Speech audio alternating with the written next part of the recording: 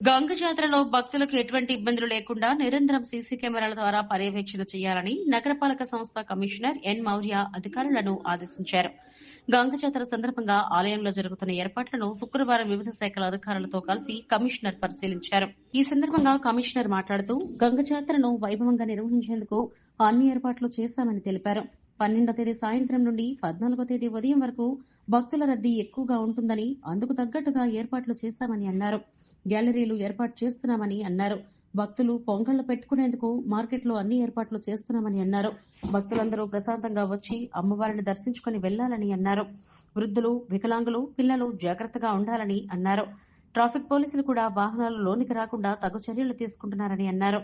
Commissioner వెంట superintendent engineer Shyam Sundar, డీఎస్పీలు Bhaktavatsalam, Ramakrishna Achari, municipal engineer Tulasi Kumar, revenue officer Sethu Madhav, ఆలయ EO Jayakumar, health officer doctor Yuva Anvesh తదితరులు పాల్గొన్నారు.